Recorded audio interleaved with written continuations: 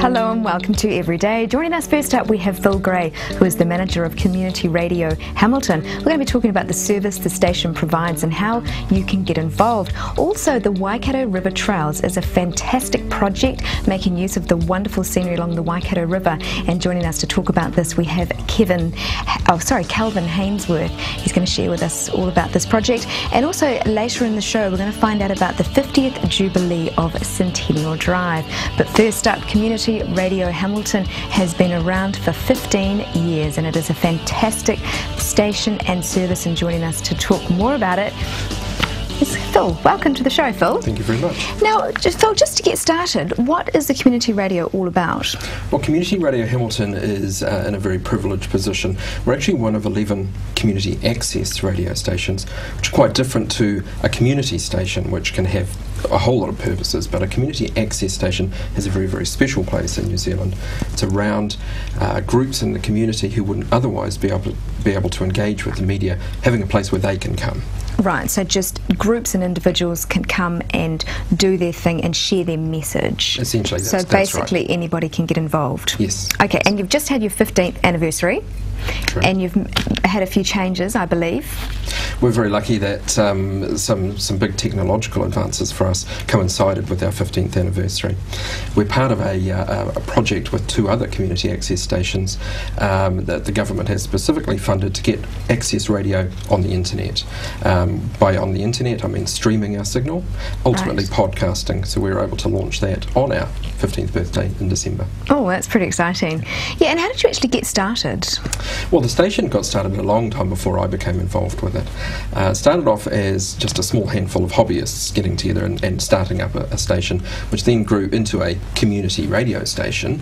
It wasn't until the late 90s that the station made the decision to become a community access station. With that comes some funding from central government. Okay, and while we're talking about funding, I mean, I'd imagine you would need lots of funding for a big project like this. Well, how is it funded?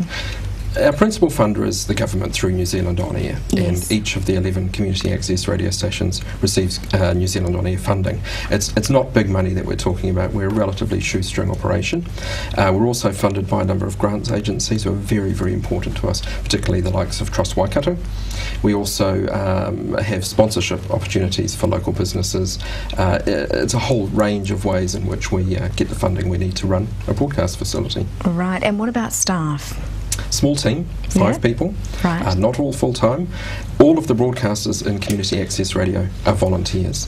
There are no professional broadcasters, there are no paid broadcasters. It's about real people in the community coming and making radio.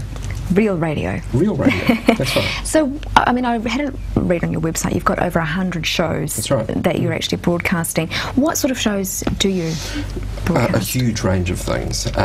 We have music shows, we have specialist music shows, blues, country, jazz, a whole lot of things there.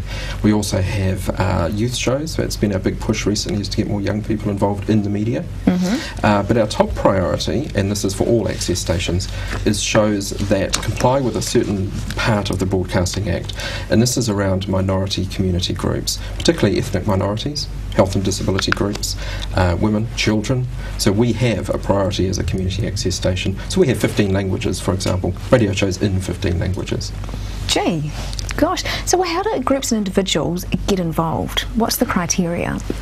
Well, as I said, our priority is groups who wouldn't otherwise have access to the media. So yes. If anybody's fronting a health or disability group, or they have a cause or concern or a hobby or interest, could be politics, could be faith-based, these groups we're always interested in talking to. The way to get involved, really, the first thing is to check out our website, communityradio.co.nz. There's a lot of information on there, particularly under a page called Make Radio. That's where we explain the process.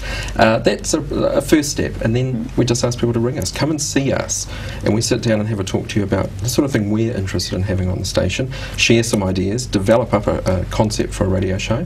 We provide all of the training needed, Wow.